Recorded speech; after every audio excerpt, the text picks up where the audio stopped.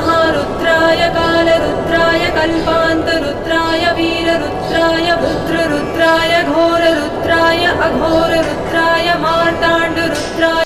मध्य प्रदेश की सिवनी से 15 किलोमीटर उत्तर की ओर जगत गुरु स्वामी शंकराचार्य स्वरूपानंद सरस्वती महाराज की जन्मभूमि और पुण्य सलीला मां बैन गंगा नदी के तट पर बसे छोटे से गांव दिघौरी में विश्व का सबसे विशालतम स्फटिक शिवलिंग स्थापित है। इस शिवलिंग की स्थापना जगत गुरु स्वामी शंकराचार्य स्वरूपानंद सरस्वती महाराज ने करवाई थी। इस विशाल मंदिर में विराजमान इस स्फटिक मणि शिवलिंग को गुरु रत्नेश्वर भगवान के नाम से जाना जाता है। दिघौरी में रहने वाले ग्रामवासियों के जन सहयोग और दिघौरी के 1 दर्जन परिवार द्वारा स्वेच्छा से अपने पैतृक घरों की भूमि दान से लगभग 6 एकड़ की भूभाग में फैले इस गुरु रत्नेश्वर महादेव मंदिर का निर्माण 15 फरवरी सन 2002 को हुआ। हिंदू सनातन धर्म के 4 पीठ में से 2 पीठ के अकेले शंकराचार्य जी महाराज अवतार लिया था। वहीं पर उनका वो जन्म स्थान है, जहां पर कि विश्व के सबसे बड़े स्फटिक शिवमणि की स्थापना हुई गुरु रत्नेश्वर महादेव के नाम से। दंडी स्वामी सदानंद जी महाराज की उपस्थिति में 51 शिवलिंगों का, मिट्टी के शिवलिंगों का निर्माण कर वहां पर अभिषेक हुआ। एक धर्म का वातावरण महाशिवरात्रि के दिन वहां पर निर्मित हुआ। और जो हमारे जिले में एक बड़ा महत्वपूर्ण स्थान है बैनगंगा का, जहां से कि मां बैनगंगा का उद्गम हुआ है, कि वहां का जल भरकर गुरु रत्नेश्वर महादेव में अगर जो चढ़ाएगा तो उसको बहुत बड़ी पूर्ण फल की प्राप्ति होगी। तो महाशिवरात्रि के दिन आप देखते हैं कि हजारों की संख्या में कांवड़िए सिवनी जिले के और आसपास जिले के, मध्य प्रदेश के लोग अपनी मान्यताएं गुरु रत्नेश्वर भगवान में मानते हैं। और जब उनकी मान्यताएं पूरी होती हैं तो वो मां बैनगंगा का जल कांवर में लेकर जगह जगह होते हुए, पैदल यात्रा करते हुए गुरु रत्नेश्वर में उसके जल को चढ़ाते हैं, उसका अभिषेक कराते हैं। विराजित विशाल स्फटिक शिवलिंग को पूना के महंत श्यामदास उदासी ने दिघौरी में स्थापित करने के लिए शंकराचार्य को दिया था। शंकराचार्य की जन्मभूमि होने के कारण ग्राम दिघौरी को गुरुधाम के रूप में जाना जाता है। मान्यता ये भी है कि इस मंदिर में विराजे विश्व के सबसे बड़े स्फटिक शिवलिंग के रूप में भगवान शंकर के दर्शन मात्र से ही भक्तों के सभी मनोकामनाएं पूरी और पुण्य की प्राप्ति होती है। मंदिर में सुबह 5:30 बजे मंगला आरती, श्रृंगार आरती, भोग आरती, कपूर आरती और रात 9 बजे शयन आरती की जाती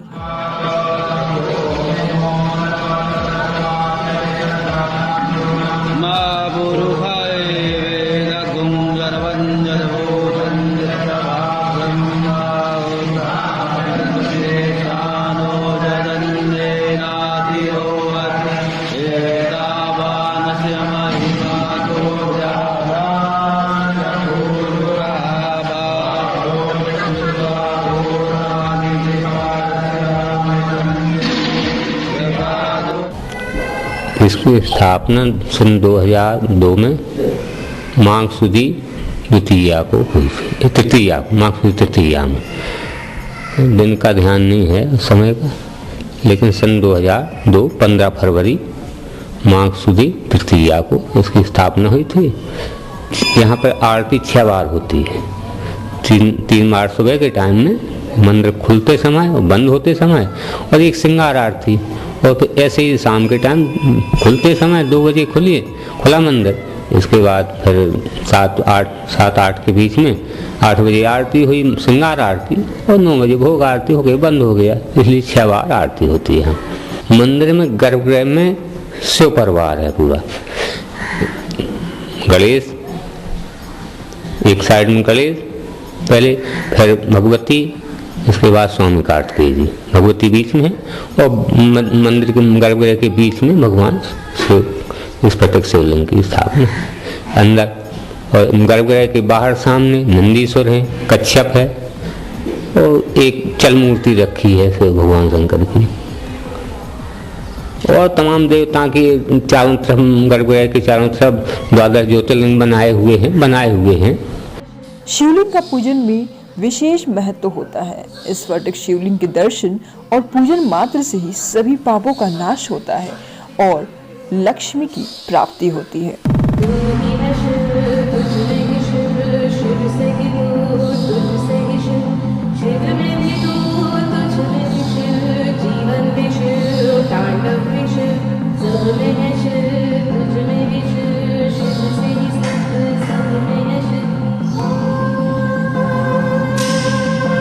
दोपहर में 12 बजे से लेकर 3 बजे तक गर्भगृह के द्वार बंद रहते हैं।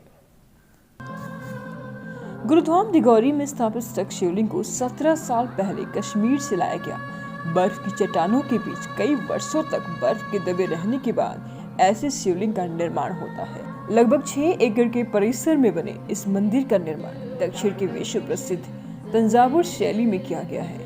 मंदिर में विश्व की सर्वाधिक विशालतम मणि शिवलिंग के अलावा काले पत्थर की एक ही चट्टान से बनी 17 टन भारी नदी की मूर्ति स्थापित है, जिसके कान में जो भी मनोकामना बोली जाती है वह 6 महीने में पूरी हो जाती है।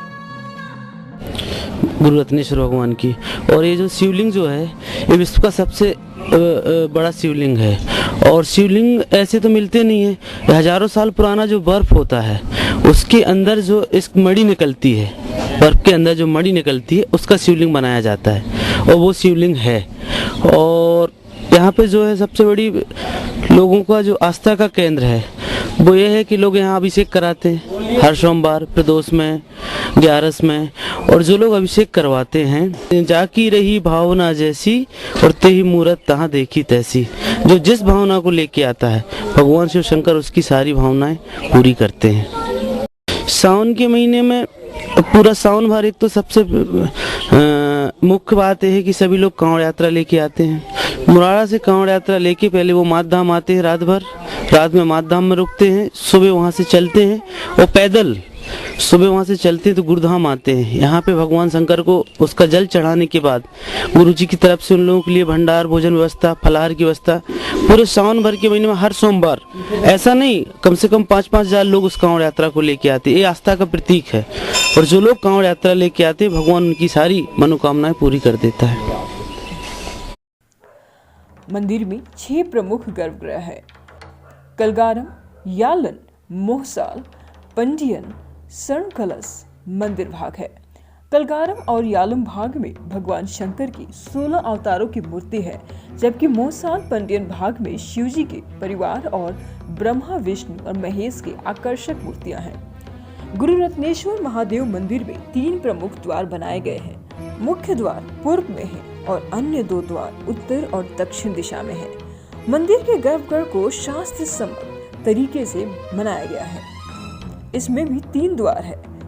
प्रत्येक दरवाजे में 1.5 क्विंटल चांदी का शानदार नक्काशीदार काम किया गया है। फर्स्ट लेवल से 22 फीट ऊंचाई पर बनाए गए कढ़ाई नुमा गुम्बद से ओम की ध्वनि बार बार सुनाई देती है। गर्भगृह के सामने ही विशाल काले पत्थर से बनी नदी की 17 टन वजनी प्रतिमा स्थापित और गर्भगृह के आसपास 12 ज्योतिर्लिंग बनाए गए हैं। मंदिर का शिखर कढ़ाई नुमा बनाया गया है। मंदिर में विराजमान स्फटिक शिवलिंग का वजन 56 किलोग्राम और ऊंचाई 30 इंच है, इसलिए गुम्बद से शिखर की ऊंचाई 56 फीट रखी गई है। मंदिर में 6 छोटे और 1 विशाल गुम्बद है। प्रत्येक गुम्बद के शिखर पर स्वर्ण जड़ित विशाल कलश सजाए गए हैं और मंदिर के चारों ओर मूर्तियां ही मूर्तियां बनाई गई है। मनोकामना की मूर्ति के लिए स्फटिक शिवलिंग का पूजन किया जाता है। स्फटिक अपनी स्वच्छता, पारदर्शिता, ओज और शीतलता के लिए जाना जाता है, इसलिए इसे मणि माना जाता है। स्फटिक मणि के विषय में ऐसी मान्यता है कि एक स्थान पर स्थापित स्फटिक मणि शिवलिंग उस क्षेत्र पर अपना प्रभाव दिखाता है, जहाँ तक अन्य आकार में उससे बड़ा स्फटिक शिवलिंग स्थापित नहीं होता है। इस दृष्टि से शिवलिंग का प्रभाव संपूर्ण विश्व में होता है। गुरु रत्नेश्वर महादेव मंदिर का महत्व इसी से पता चलता है कि यहाँ चारों शंकराचार्यों के साथ साथ कांचन कामकोटि पीठ के परम आचार्य सहित अनेकों महान तपस्वी इस मंदिर में दर्शन के लिए आ चुके हैं। इस मंदिर में सावन के महीने में कांवड़ियों की द्वारा मां बैन गंगा नदी का जल लेकर भगवान शंकर को अर्पित किया जाता है। मंदिर में देश विदेश से श्रद्धालु दर्शन करने पहुंचते हैं। नमः सोमाय च रुद्राय च नमस्ताम्राय च अरुणाय च नमः श्रीकाय च पशुपतये च नमः उग्राय च भीमाय च नमो अग्रे वधाय च दूरे वधाय च नमो हन्त्रे च हनीहसे च नमो वृक्षेभ्यो हरिकेशेभ्यो नमस्ताराय नमः शम्भवे च नमः योभवे च नमः शङ्कराय च यष्कराय च नमः शिवाय च शिवपतराय च